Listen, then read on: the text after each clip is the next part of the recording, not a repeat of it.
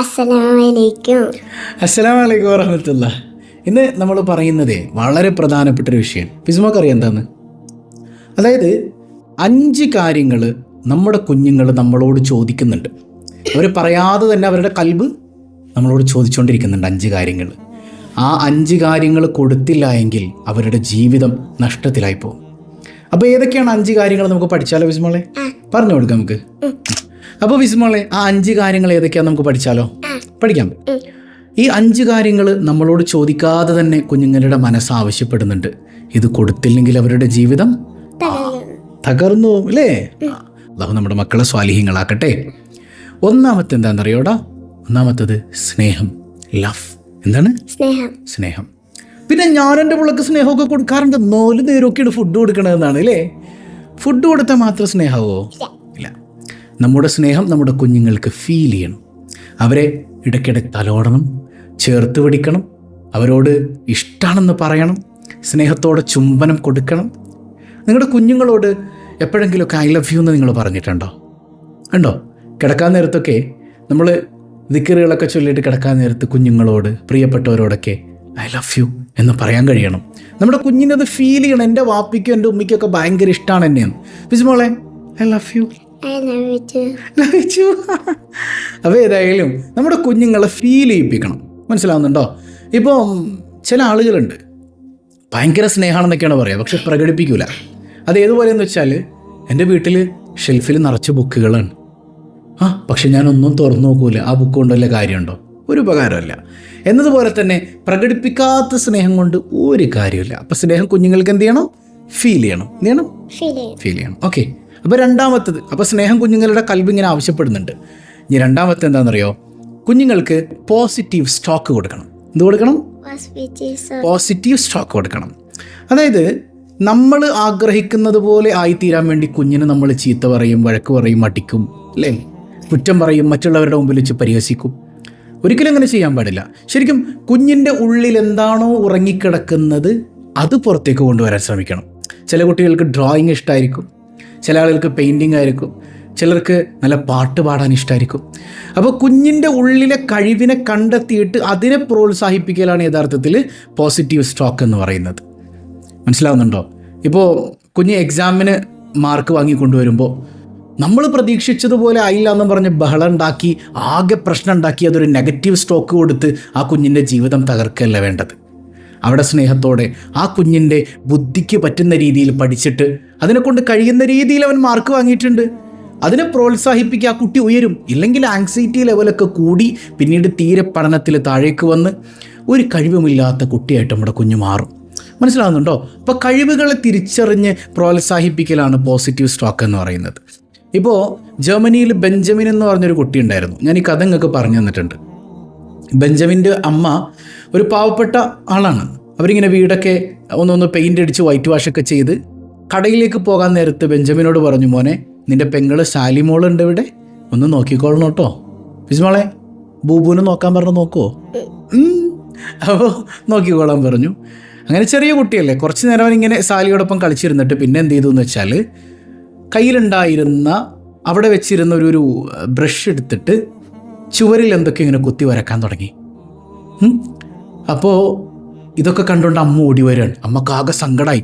ഇല്ലാത്ത പൈസ ഉണ്ടാക്കി കഷ്ടപ്പെട്ടിട്ടാണ് ഈ വീടൊന്ന് വൈറ്റ് വാഷ് ചെയ്തത്, അതാകെ നശിപ്പിച്ചല്ലോ എന്ന് കരുതിയിട്ട് അടിക്കാൻ വേണ്ടി വടിയെടുത്ത് വരുമ്പോഴാണ് ആ വരച്ച ചിത്രം ഇങ്ങനെ കാണുന്നത്. വേഗം ആ വടി താഴേക്ക് ഇട്ടിട്ട് ആ അമ്മ ചോദിക്കുന്നുണ്ട്, മോനെ, ഇത് നമ്മുടെ സാലിമോളുടെ ഫോട്ടോ അല്ലേ?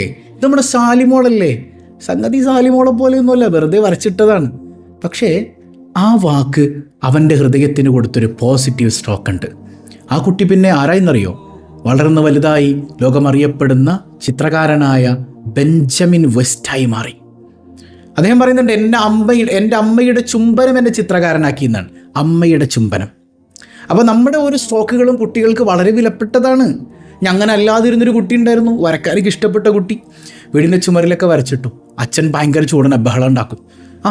കുഞ്ഞ് വരക്കേണ്ടത് കണ്ട ബഹളം ഉണ്ടാക്കും. ഒരു ദിവസം ഇവന് ഇരുട്ട് പേടിയാണ്. ഇരുട്ട് പേടി മാറ്റാനായിട്ട് അച്ഛൻ ചെയ്ത പരിപാടി എന്താ? വീടിൻ്റെ പുറത്ത് പാതിരാത്രി സമയത്ത് പുറത്താക്കിയിട്ട് വീടിൻ്റെ അകത്ത് കയറി ഇവർ വാതിലടച്ചു. ഇവൻ അലറി കരയാൻ തുടങ്ങി. ആ കരച്ചിൽ അച്ഛനോടുള്ള ദേഷ്യം, അച്ഛനോടുള്ള വെറുപ്പായി മാറി. ആ വെറുപ്പ് അച്ഛനൊരു ജൂതനായിരുന്നു, ജൂത സമൂഹത്തോടായി മാറി.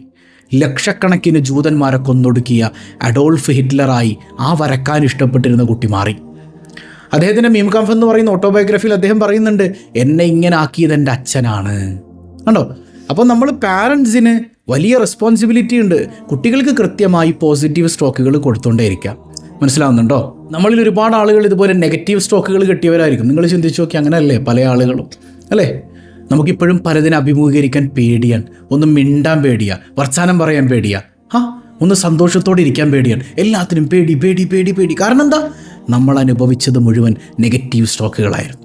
നമ്മുടെ കുഞ്ഞുങ്ങൾ അങ്ങനെ ആകാൻ പാടില്ല. അവർക്ക് പോസിറ്റീവ് സ്ട്രോക്ക് കൊടുക്കുക, അവരുടെ കഴിവുകളെ പരിപോഷിപ്പിക്കുക. അള്ളാഹു നമ്മുടെ മക്കളെ നല്ല കഴിവുള്ള സ്വാലിഹ്യങ്ങളിൽ പെടുത്തുമാറാകട്ടെ. മൂന്നാമത്തെ എന്താണെന്നറിയോ ബിസ്മോളെ? മൂന്നാമത്തേത് എൻജോയ്മെൻ്റ് ആണ്. അവർ കളിക്കട്ടേന്നേ, അവരൊന്ന് ഹാപ്പി ആയിരിക്കാൻ അനുവദിക്കുക. കളിക്കണ്ടേ? ബിസ്മോക്ക് എന്ത് കളിക്കാൻ ഇഷ്ടം? ഡ്രോയിങ് ചെയ്യാനാണ് ഇഷ്ടം. മാഷാ അല്ലാ. അബ്ബ ഡ്രോ ചെയ്യാറുണ്ടോ?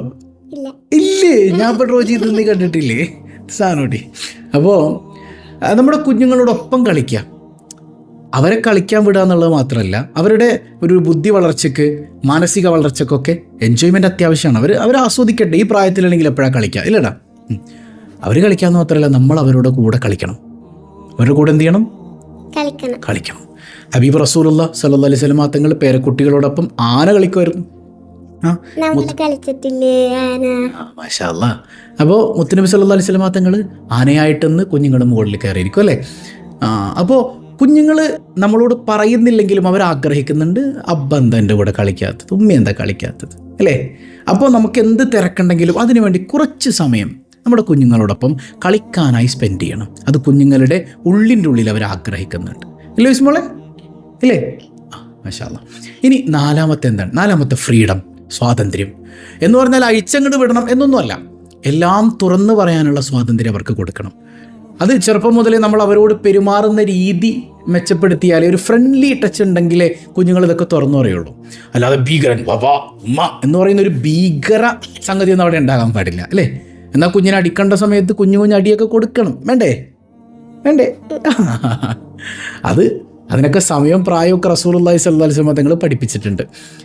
എന്നാൽ അതും ഫ്രണ്ട്ലി ആയിരിക്കണം. എൻ്റെ വാപ്പി എൻ്റെ ഉമ്മ എന്നെ അടിക്കുന്നത് എന്നോടുള്ള സ്നേഹം കൊണ്ടാണെന്നുള്ള തിരിച്ചറിവ് ആ കുഞ്ഞിനുണ്ടാകണം. മനസ്സിലാവുന്നുണ്ടോ? അല്ലാതെ ചെറുപ്പം മുതൽ അടിയിടിയും പ്രശ്നങ്ങളും മാത്രമാണ് ആ കുട്ടി കാണുന്നതെങ്കിൽ ആ കുഞ്ഞൊന്നും നിങ്ങളോട് തുറന്നു പറയൂല. അപ്പോൾ കുട്ടിക്ക് എന്തും പറയാനുള്ള ഫ്രീഡം കൊടുക്കണം. കുഞ്ഞ് പറഞ്ഞോട്ടെ. ഒരു അഫെയറിൽ പോയി പെട്ടു, അല്ലെങ്കിൽ ഒരാൾ വന്നിട്ട് ഇഷ്ടമാണെന്ന് പറഞ്ഞു, നേരെ ഏതെങ്കിലുമൊക്കെ ഫ്രണ്ട്സിനോട് ചർച്ച ചെയ്യാതെ ഉടനെ ഫോൺ ചെയ്യുന്നത് വാപ്പീനെയാണ്. വാപ്പി ഇവൻ എന്നെ ഇന്നാലിൻ്റെ കാര്യങ്ങൾ എന്നോട് പറയുന്നുണ്ടല്ലോ. അത്ര ഫ്രണ്ട്ലി ബന്ധം ഉണ്ടെങ്കിലേ അത് സംഭവിക്കുള്ളൂ. ഇല്ലെങ്കിൽ എന്ത് പറ്റും? പറയുമ്പോൾ തന്നെ പേടിയായിരിക്കും. വാപ്പ എങ്ങനെ അറിഞ്ഞാൽ പ്രശ്നമാണ്. അങ്ങനെയല്ല, ആ ഒരു ഫ്രണ്ട്ലി ടച്ച് ഉണ്ടാകണം. എന്തുണ്ടാകണം? ഫ്രണ്ട്ലി ടച്ച് ഉണ്ടാകണം, അല്ലേ? ഹബീബ് സല്ലല്ലാഹു അലൈഹി വസല്ലം തങ്ങൾ ഫാത്തിമ ബീവിനെ കാണുമ്പോഴേ, ഫാത്തിമ ബീവി വരുമ്പോൾ മുത്തുനബി എണീറ്റ് നിന്നിട്ട് ഫാത്തിമ ബീവിയുടെ നെറ്റിയിൽ ചുംബനം കൊടുക്കും. വലുതായപ്പോഴും കല്യാണം കഴിഞ്ഞപ്പോഴും. മനസ്സിലായോ? അതുപോലെ കല്യാണമൊക്കെ കഴിഞ്ഞ് ഇവർ രണ്ടുപേരും എന്തെങ്കിലുമൊക്കെ കൊച്ചു പിണക്കായി കിടക്കുകയാണ്. ഫാത്തിമ ബീവിയും അലി റളിയല്ലാഹു അൻഹു പിണങ്ങി കിടക്കുമ്പോൾ മുത്തുനബി അതിൻ്റെ ഇടയിൽ പോയിരിക്കും. ഒന്ന് ആലോചിച്ച് നോക്കിയേ, മോളുടെയും മരുമോൻ്റെയും ഇടയിൽ പോയി ഇരുന്ന് പിണക്കം തീർക്കാൻ മാത്രം സ്വാതന്ത്ര്യമുള്ളൊരു അമ്മായിയപ്പനെ കുറിച്ച് നമ്മുടെ കുടുംബത്തിലുണ്ടോ അങ്ങനെ? അല്ലേ? അത്രമേൽ വലിയ ഒരു ഫ്രണ്ട്ഷിപ്പ്, ഒരു ഫ്രണ്ട്ലി ടച്ച് എല്ലാ ബന്ധങ്ങളിലും നിലനിർത്തിയിരുന്നു മുഹമ്മദുർ റസൂലുള്ളാഹി സ്വല്ലല്ലാഹു അലൈഹി വസല്ലം, മക്കളോട് മരുമക്കളോടെല്ലാം. അപ്പോൾ ആ ഒരു ഫ്രീഡം നമ്മുടെ കുഞ്ഞുങ്ങൾ കൊതിക്കുന്നുണ്ട്. അതിനർത്ഥം അഴിച്ചങ്ങട് വിട്ടേക്കാനല്ല.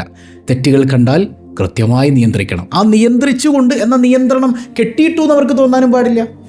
ആ നിയന്ത്രണം അവരോടുള്ള സ്നേഹത്തിൻ്റെ ഭാഗമാണെന്ന് തിരിച്ചറിഞ്ഞുകൊണ്ട് അവർക്ക് ഫ്രീഡം കൊടുക്കാൻ കഴിയണം. ഓക്കെ, ഇനി അഞ്ചാമത്തെ എന്താണെന്നറിയോടാ? റോൾ മോഡലാകണം കുഞ്ഞുങ്ങൾക്ക്. അതായത് ഇപ്പോൾ വാപ്പി കുഞ്ഞ് നിസ്കരിക്കാൻ ആഗ്രഹിക്കുന്നുണ്ട്. കുഞ്ഞ് 5 വക്ത് നിസ്കരിക്കണമെന്ന് അബ്ബാക്ക് ആഗ്രഹമുണ്ട്. പക്ഷെ അബ്ബ നിസ്കരിക്കൂല. കുഞ്ഞിനോട് നിസ്കരിക്കുക എന്ന് പറഞ്ഞാൽ കുഞ്ഞ് നിസ്കരിക്കോ? ആദ്യം ആര് നിസ്കരിച്ച് കാണിച്ചു തന്നെ? അബ്ബ. അപ്പോൾ ഏത് കാര്യത്തിലാകട്ടെ നമ്മൾ കുഞ്ഞുങ്ങൾക്ക് മാതൃകയാക്കുക. റബ്ബന ഹബ് ലനാ മിൻ അസ്വാജിന വദുർരിയാതിന ഖുർറത അയുൻ വജഅൽനാ ലിൽ മുത്തഖീന ഇമാമ. എന്താ ദുആയിലുള്ളത്? പടച്ചോനെ മക്കളെ കൺകുളിർമയാക്കണമെന്ന് ദുആയിരുന്നിട്ട് പറയണേ എന്താ? ഞങ്ങളെ മാതൃകയാക്കണേ, ഞങ്ങളെ റോൾ മോഡലാക്കണേ. മാതാപിതാക്കൾ റോൾ മോഡലായിട്ട് വേണം ഈ ദുആ ചെയ്യാൻ. അല്ലാതെ മാതാപിതാക്കൾ ഒരു റോൾ മോഡലും അല്ല. മക്കൾ നന്നാകണം, മക്കളങ്ങനെ ആകണം, മക്കളിങ്ങനെ ആകണം. നിങ്ങളൊരു റോൾ മോഡലാകണമെന്നേ. അപ്പോൾ ഈ പറഞ്ഞ 5 കാര്യങ്ങൾ നമ്മുടെ കുഞ്ഞുങ്ങളുടെ ഹൃദയം നമ്മളോട് നമ്മളറിയാതെ ആവശ്യപ്പെടുന്നുണ്ട്. ഇത് കൊടുത്തില്ലെങ്കിൽ വലിയ അപകടമാണ്. ഇത് കൊടുത്താൽ നമ്മുടെ മക്കൾ അടിപൊളിയായി മാറും. ഇല്ലടാ, എല്ലാവരോടും നമ്മുടെ വീഡിയോ ഷെയർ ചെയ്യണം എന്ന് പറഞ്ഞാൽ ആരും ഷെയർ ചെയ്യണില്ല. വീഡിയോ ഷെയർ ചെയ്യണം. ഭയങ്കര പറച്ചിലായി പോയില്ല. അപ്പോൾ അസ്സലാമു അലൈക്കും വറഹ്മത്തുള്ളാഹി.